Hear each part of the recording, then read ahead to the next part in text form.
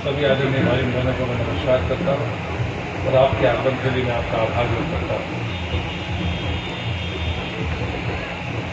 आज मैं सौभाग्यशाली हूँ कि सुबह नरसिंहपुर में माल्यार्पण किया, भोटे गांव में एक भव्य मूर्ति का अनावरण किया और अब मैं दमोह की धरती पर बाबा साहब के कार्यक्रम में शामिल हो रहा हूँ।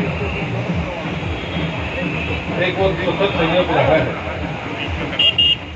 कि गत सप्ताह जब मैं महाराष्ट्र के दौरे पर था तो मुझे तो उसके पहले कभी पता भी नहीं था उस स्थान का नाम। लेकिन जब मेरा कार्यक्रम दापोली में था तो वहां तो हमारे पार्टी के आयोजक थे, जो कि भारतीय जनता पार्टी राष्ट्रीय स्तर पर 6 अप्रैल से 14 अप्रैल के बीच में सामाजिक सप्ताह बना रही है। तो उसी के निमित्त जब उन्होंने मुझे बताया कि श्रद्धेय बाबा साहब की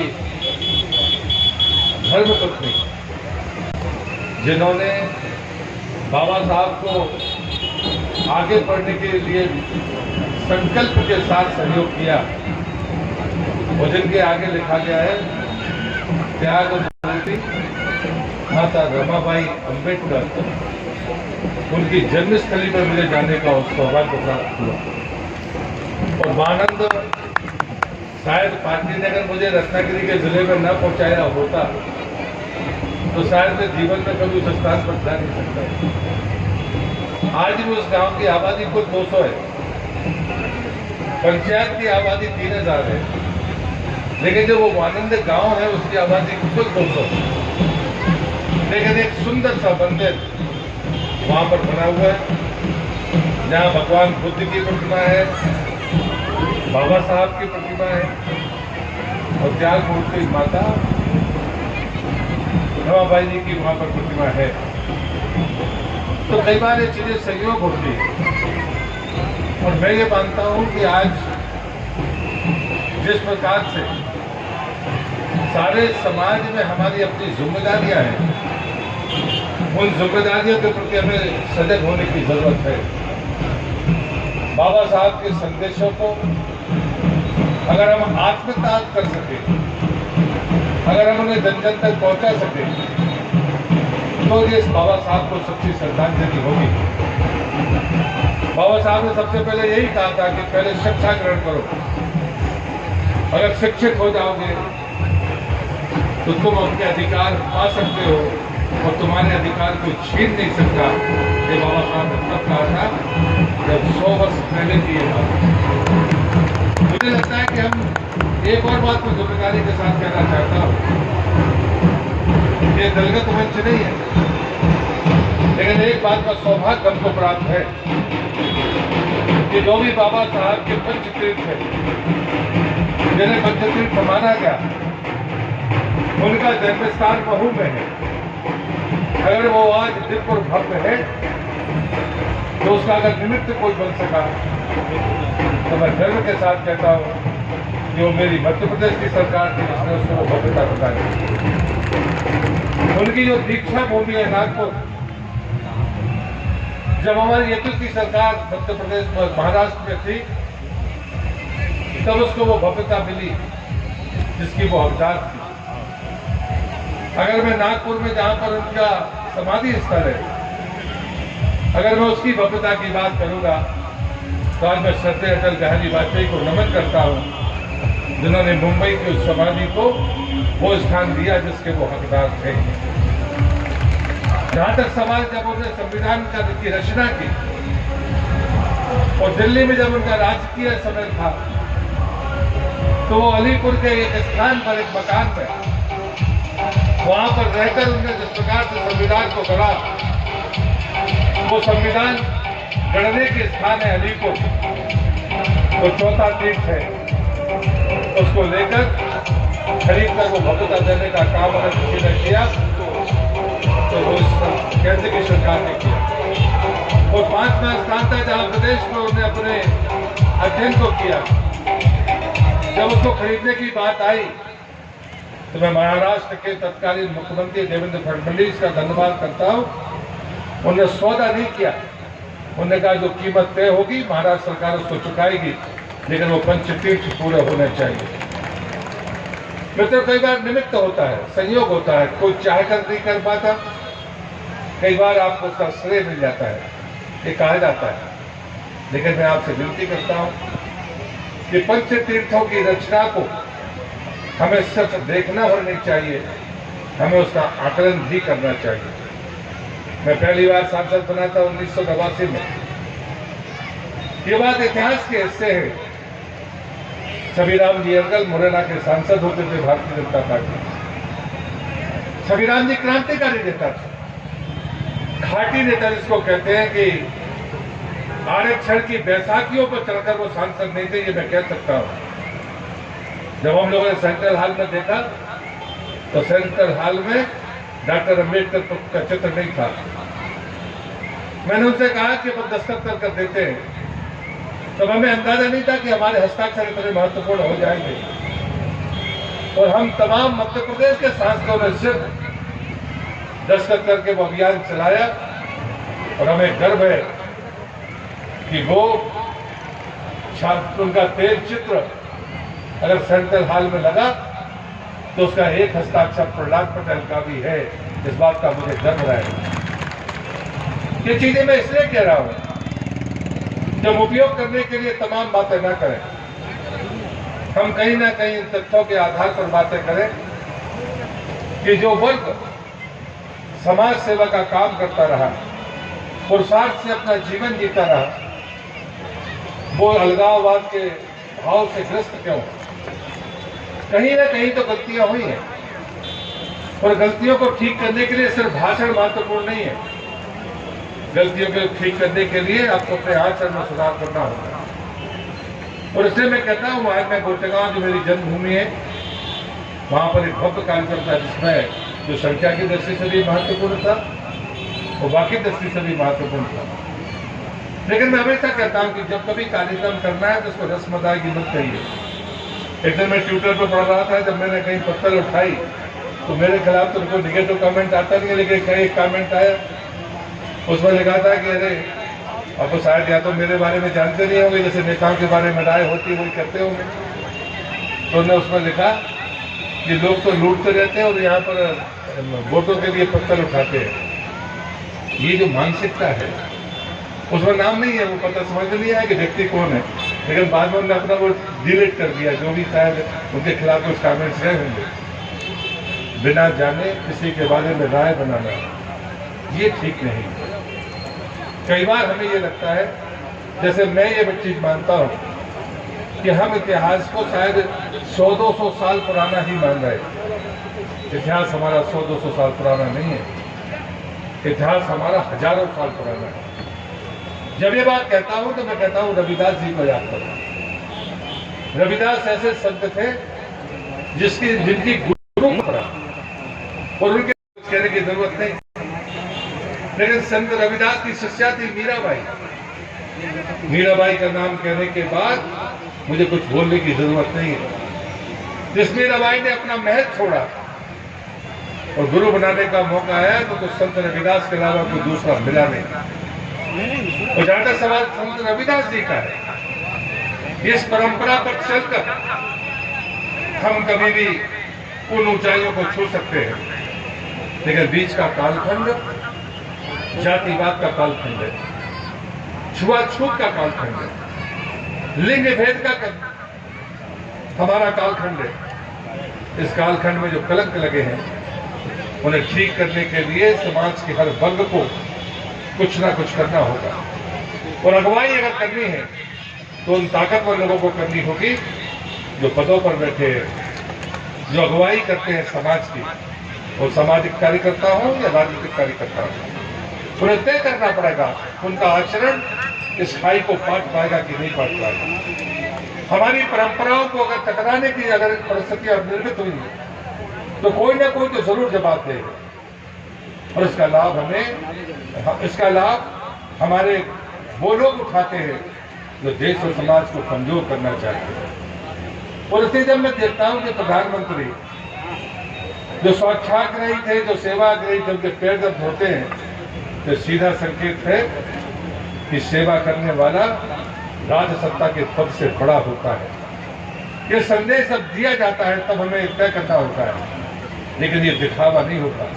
अगर आप दिखावा की बात करेंगे तो उसका कोई परिणाम आने वाला नहीं है, स्थायी परिणाम आने वाला नहीं।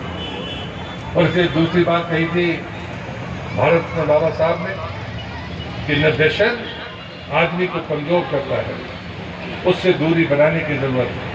शिक्षित बनो, व्यसन से दूर रहो, अपना रास्ता खुद तय हो जाएगा। एक और कोई भी नाम के पहले कह रहा था कि सूर्यवंशी कोई एक परिचय दिया था अपने किसी सिद्धार्थी बंधु का, जो अपने आगे सूर्यवंशी लग रहा है, जरूर उसके इतिहास को जरूर पलट कर देखना चाहिए।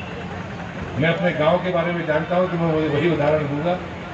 हमारे यहाँ पर एक, जिनको हम कहते हैं कि ये सफाई करने वाले लोग हैं, जाति बोधक में संबोधन जानबूझ के कर नहीं रहा हूँ, लेकिन वो अपने आगे चौहान लिखते थे। और बाद में जब मैंने उनसे पूछा, उनके बेटियां तहसीलदार बनी, बाकी चीजें हुई, वो भी बड़े रोजगार आदमी थे, बड़ा सा बड़ा, लेकिन काम सफाई का करते थे, क्योंकि जातिगत रूप से वो काम उनके हिस्से में आया, ऐसा समाज ने तय किया हुआ था। लेकिन जब उनके इतिहास को देखा गया तो उन्होंने कहा कि हमारे पुरखों ने मुगलों के आक्रमण के समय 2 शर्त रखी, या तो मेला उठाने का काम करो या तो फिर अपना धर्म छोड़कर इस्लाम स्वीकार कर लो। बोले हमारे पुरखों ने मेला उठाने का काम स्वीकार किया, धर्म परिवर्तन को स्वीकार नहीं किया। मैं आपसे पूछता हूं, उन लोगों को अछूत मानना जो सम्मान के लायक है या अछूत कहने के लायक? इन घटनाओं को हमें ईमानदारी से स्वीकार करना पड़ेगा। ये समाज अगर कहेगा तो आपको बुरा लगेगा, लेकिन अगर हम इतिहास के जानकार और इतिहास को ईमानदारी से देखते हैं तो मैं आपसे सवाल करता हूं, जब प्रहलाद पटेल गंदी नाली में सफाई करते हैं तो उनके साथ में आपको बैठकर खाना मंजूर है, लेकिन यही काम जो तुम्हारे परिवार की और तुम्हारे समाज की सफाई करता है उसके साथ बैठने में आपको परहेज है। क्या ये सच्चाई नहीं है? काम के आधार पर यह तय करना, जाति के आधार पर यह तय करना, ये दुर्भाग्य समाज का। अगर आपको तय ही करना है तो फिर आप इस आधार पर तय करिए कि कोई खराब काम करता है तो उसके बराबर सजा बैठिए, लेकिन अगर वो पैसे से ताकतवर है तो आप उसे इनकार नहीं कर पाते। संत रविदास जी तो उस समय भी जूते बनाते थे तब उनको, जब वो इस मुकाम पर, और वो मन चंगा तो कठौती में गंगा, ये घटना उसकी प्रत्यक्ष उदाहरण। शताब्दियों पहले जिस संत को मीराबाई ने अपना गुरु माना, जीवन पर्यंत उन्होंने अपना काम नहीं छोड़ा। कबीर जीवन पर्यंत अपना जुलाहे का काम करते रहे। इससे कोई छोटा और बड़ा नहीं होता। छोटा बड़ा काम के आधार पर नहीं, आपके गुणों और कर्मों के आधार पर आपको मारा जाएगा। लेकिन ये परिस्थितियां 2-3 शताब्दी के बीच का जो इतिहास है, ये इतिहास जिसने पर्दा प्रथा को मजबूत किया, जिसने नारी की शिक्षा से नारी को दूर करने का काम किया, जिसने छुआछूत को समाज में लाकर खड़ा किया, इन कुरीतियों के खिलाफ हम सबको मिलकर लड़ना होगा। ये तो सच है, लेकिन इसकी अगुवाई उनको करनी होगी जिन पर छुआछूत का आरोप लगता है। और इसलिए मुझे लगता है बाबा साहब की जयंती के दिन अगर हमें कोई संकल्प लेना है तो हम समरसता का संकल्प लें। अगर कोई संकल्प लेना है तो मेरे द्वारा छुआछूत का पाप नहीं होगा, इस बात का संकल्प लीजिए। अगर संकल्प लेना है तो ये तय करिए कि हमारे बीच का कोई परिवार शिक्षा से वंचित ना हो। और इसलिए प्रधानमंत्री ने जो हम लोगों से कहा, तो मैं आपका सांसद होने के नाते जो मैं अपना पक्ष रख रहा हूँ, और मैंने परसों बंडा के कार्यक्रम में पहली बार घोषणा की कि हम 1-1.5 महीने के भीतर 1000 समरसता परिवार बनाएंगे। और मैंने कहा कि इसमें जरूरी नहीं है कि कोई मुझे प्रतिनिधि हो, और मेरी कल्पना बिल्कुल अलग कल्पना है। मेरी कल्पना है कि यदि आप मानते हो कि ये वर्ग जिसके साथ में छुआछूत का व्यवहार होता है, आप अगर उसको अपनी बराबरी पर रखते हो तो पहले उसको कुटुंब का हिस्सा मानो। लेकिन हम अक्सर नेता तो एक साथ बैठ जाते हैं, कोई अच्छा औहदेदार बन जाएगा तो वो भी बराबरी से बैठ जाएगा, लेकिन जो गाँव में पढ़ा है, जिसके पास शिक्षा नहीं है, उसके प्रति परहेज अभी जस का तस है। यदि बराबर से बिठाने का काम करना है तो कहिए कि मेरे यहाँ पर शादी विवाह होगा सुख और दुख में, या उसके उस सुख और दुख में एक बात, मैं एक परिवार की बात कर रहा हूँ जो मैं अपनी पार्टी के स्तर पर इस अभियान को मैंने शुरू किया है परसों से। मंडा की धरती से हमने शुरू किया है। पत्थर उठाने का काम मैंने इसलिए शुरू किया था कि भाषणों से समरसता नहीं आएगी। अगर संदेश देना है तो जिनको लोग छूने से इनकार करते हैं उनकी जूठे पतले उठाइए और उसके बाद में अपना रास्ता तय करेंगे। कहीं ना कहीं अगुवाई करने वालों को ये काम करना होगा। और हमने तय किया कि जो लोग नौकरी पेशा हैं उनको प्राइवेसी बढ़ाने से कोई लाभ होने वाला नहीं। उन्हें तो तुम्हारी मजबूरी है, तुम उठाओगे। अगर कोई राजनीति में काम करता है तो भी मैं मानता हूं कि ये चीजें नहीं करनी चाहिए, लेकिन जो कहीं नहीं है उस छोटे से परिवार को अपने साथ जोड़ो। उसके बच्चे पढ़ने लिखने लायक नहीं है तो मदद कर पाओगे क्या? उसके सुख दुख में उसके दरवाजे पर जा पाओगे क्या? तुम्हारे यहाँ कोई मांगलिक कार्य होता है तो जैसे तुम अपने कुटुंबियों को बुलाते हो, क्या उस एक परिवार को बुलाकर बराबरी से बिठा सकते हो? यदि 1000 लोगों ने शुरुआत की तो मैं दावा करता हूँ कि शायद हम कुछ कदम बेहतर आगे चल पाएंगे, ऐसा मेरा विश्वास है। और इसलिए मैं कहता हूँ कि समरसता कुटुंब की अवधारणा की तरफ हम अगर आगे बढ़ते हैं तो शायद धीरे धीरे ये मन की खटास, मन का दर्द, मन की कुंठा, मन का कष्ट हम कम कर पाएंगे और समय के साथ उसे समाप्त करने में भी सफल होंगे। आज के लिए संकल्प लीजिए। मैं अपने आप को सौभाग्यशाली समझता हूँ, इसलिए नहीं कि मुझे कोई, और शायद किसी के दरवाजे पर मैं गया भी नहीं होऊंगा। मैंने 8 लोकसभा के चुनाव लड़े हैं, चुनाव में तो शायद मैं किसी के पास गया ही नहीं होऊंगा कहने के लिए कि इस आधार पर मुझे आप अपना वोट दे दो। लेकिन मुझे गर्व रहेगा, इतिहास इसका साक्षी रहेगा कि जो बातें मैंने आपसे कही है, यदि हम उसके इतिहास के साक्षी हैं, यदि हम हिस्सेदार बने हैं तो निश्चित रूप से उस पर हमें गर्व होगा। हम तो आपसे यही विनती करेंगे, खास करके नौजवान मित्रों से, व्यसन से दूर रहिए, शिक्षित बनिए। आपको अपनी बराबरी का हक तो मिलेगा ही, जहाँ तक आप पहुँचना चाहते हैं वहाँ पहुँचने का रास्ता भी आपको मिलेगा। दुनिया की कोई ताकत उसे रोक नहीं सकती। धन का अभाव योग्यता को रोक नहीं पाए। मैं रमाबाई की बात कर रहा था। रमाबाई बाबा साहब की वो पहली पत्नी थी जिन्होंने बाबा साहब को कहा, आप इतने मेधावी हैं, आप अपनी पढ़ाई बंद मत करना परिवार के कारण, इस परिवार की चिंता मैं कर लूँगी। और उसके बाद में जब उनका निधन हुआ तो बाबा साहब विदेश में थे, आ नहीं पाए थे, उसके बाद उसकी अंत्येष्टि हुई। मुझे लगता है कि त्यागी की पराकाष्ठा कहीं वो ढूंढने नहीं मिलती। हमें कहीं दूर जाने की जरूरत नहीं, हमारे घर में भी ऐसे अनेक उदाहरण मिल जाएंगे। हम कमतर नहीं हैं, हमारी हैसियत उतनी ही है। मेरे गुरुदेव परम पूज्य वासी जी कहते थे, दुनिया में कोई 2 सिर का आदमी देखा है? सबके 1 सिर है, सबके 2 हाथ है, सबके 2 पैर है, 2 सिर किसी के नहीं है। और इसलिए मुझे लगता है कि जाति और के आधार पर भेद करने का ये पाप बंद हो, इसका हम संकल्प अगर आज ले पाएंगे तो सच्ची श्रद्धांजलि होगी बाबा साहब को। अगर हम नशे को श्रद्धांजलि देने का संकल्प लेंगे और पीढ़ी को बचा लेंगे तो भी ये बाबा साहब के प्रति हमारी सच्ची श्रद्धांजलि होगी। और हम जितनी माताएं बहनें यहाँ बैठी हैं, मंच पर रेवा चौधरी जी बैठी हैं, आज वो प्राचार्य बनकर रिटायर हो गए और मंच पर बैठी है। ये डॉक्टर अम्बेडकर के संविधान का परिणाम है, अन्यथा ये संभव नहीं था। और इसलिए मुझे लगता है कि हर पढ़ा लिखा व्यक्ति जो अपने अधिकारों के प्रति सजगता के साथ, परिश्रम के साथ जिसने लक्ष्य की प्राप्ति की है, संविधान उसका मार्गदर्शी सिद्धांत है, उसकी ऊर्जा और ताकत है, इस देश की आत्मा है। और उसको लड़ने वाले डॉक्टर भीमराव अम्बेडकर जी के चरणों में मैं नमन करते हुए अपनी बात को समाप्त करता हूँ।